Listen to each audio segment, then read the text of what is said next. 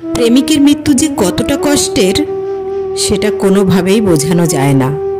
তার থেকেও বেশি কষ্টের যখন সেটা কাউকে না বলে চুপচাপ সহ্য করে যেতে হয়।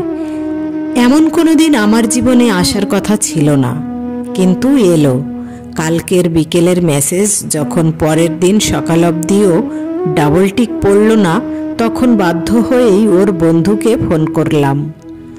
অন্যদিন যে সকালগুলো ওর গুড মর্নিং মেসেজ দিয়ে শুরু হতো, সেখানে আজকের সকালটা শুরু হলো ওর মৃত্যু সংবাদ দিয়ে। কাল দুপুরে বন্ধুরা মিলে লং ড্রাইভে যাওয়ার জন্য প্ল্যান করেছিল। এরকম লং ড্রাইভে ওরা প্রায়ই যায়। ব্যস্ততা ভরা সপ্তাহের পর ছুটির দিনের ওই রবিবারটা ওর আমার জন্য না হলে ওর বন্ধুদের জন্য তোলা থাকতো। এর আগেও অনেকবার গেছে, কই তখন তো এরকম কিছু হয়নি। ও বরাবর খুব সাবধানে গাড়ি চালায়। আজ পর্যন্ত যে ছেলেটা কোনোদিন গাড়ি নিয়ে একটু আছাড় অবধি খায়নি, ছোটোখাটো কোনো অ্যাক্সিডেন্ট অবধি করেনি, সেই নাকি আজ রোড অ্যাক্সিডেন্টে। হ্যালো বাবলুদা, আমি অনিমা বলছি কুশল কোথায় গো?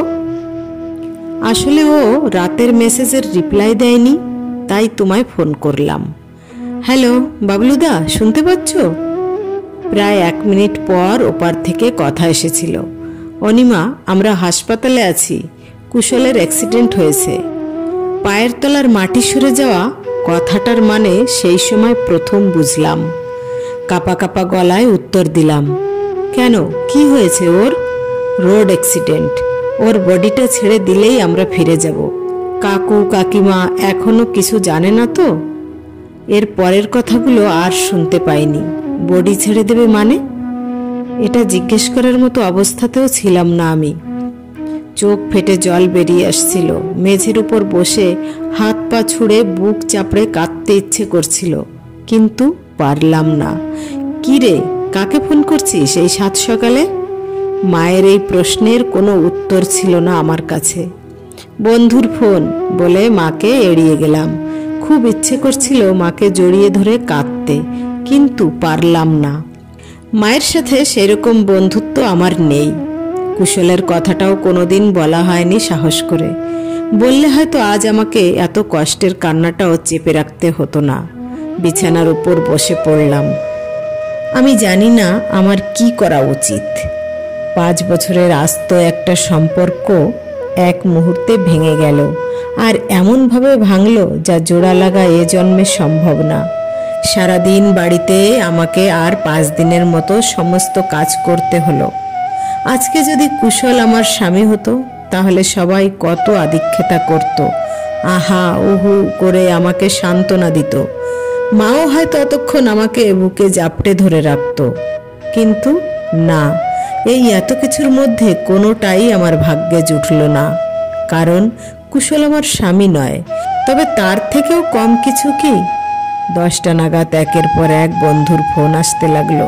সবার ফোনেই আমার কষ্ট আরো বাড়ালো। তাও এক ফোঁটা জল চোখ দিয়ে পড়তে দেয়নি আমি। কাদার কারণ মা জানতে চাইলে তার জবাব আমি দিতে পারবো না। দুপুর 2টো নাগাদ সায়নী এলো আমাদের বাড়ি। মা ভর দুপুরে ওকে দেখে একটু অবাকই হয়েছিল। কিরে, তুই এই সময় কোথাও যাবি নাকি? আর চোখ মুখের একই অবস্থা। হ্যাঁ আন্টি, ওই কুশলদের বাড়ি যাব। কুশলটা আবার কে? এতক্ষণে আমি মায়ের পেছনে এসে দাঁড়িয়েছি। সায়নী আমার দিকে তাকিয়ে বলল, তুই আন্টিকে কিছু বলিসনি? মা আমার দিকে পেছন ফিরে তাকিয়ে জিজ্ঞেস করলো, কিরে, কি হয়েছে? আন্টি, কুশল আমাদের বন্ধু, ও আজকে রোড অ্যাক্সিডেন্টে মারা গেছে। আমরা ওর বাড়িই যাব। এতক্ষণে আমি ওড়না আর 2 হাত দিয়ে নিজের মুখ চেপে ধরেছি, যাতে কান্নার আওয়াজ বাড়ির বাইরে না যায়। ও, সে আর কি করবি, এখনকার দিনের ফসকে ছেলে গাড়ি তো চালায় না, যেন উড়িয়ে নিয়ে যায়। ওদের অ্যাক্সিডেন্ট হবে না তো আর কি হবে? যে যাওয়ার সে তো চলে গেল, এবার শুধু মা বাবাদের কষ্ট। মায়ের মুখ বাঁকিয়ে কথা বলাতে আমি আর চুপ করে থাকতে পারলাম না। যদিও মা কথাগুলো খুব একটা ভুল বলেনি, কিন্তু কুশল তো এমন নয়। আমি এবার চিৎকার করে বলেই ফেললাম, না মা, কুশল এরকম ছেলে নয়। ও খুব সাবধানে গাড়ি চালায়, ও কোনোদিন কোনো অ্যাক্সিডেন্ট করেনি, কিন্তু এটা কেন হলো? বলেই আমি মেঝেতে বসে পড়লাম।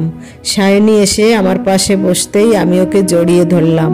তাতে তোর এত মরা কান্না কি আছে? হ্যাঁ, ভালোবাসি ওকে মা।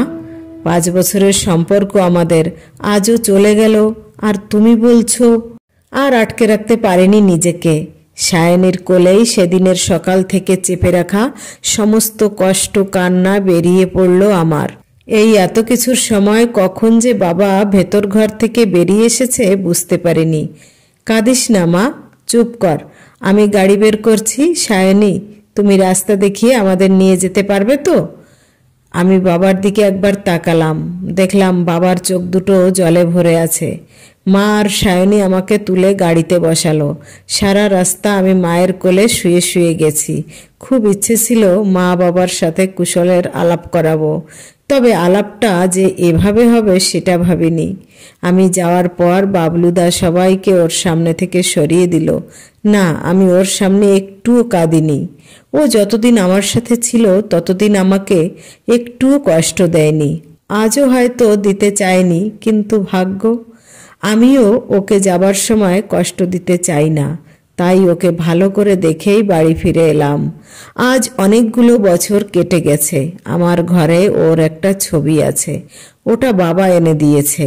মা মাঝে মাঝে ওতে মালা দিত, আমি বারণ করেছি, থাক না, ও ছবিতে জীবন্ত, তাতে মালা দিয়ে মনে করানোর কি দরকার যে ও আর নেই?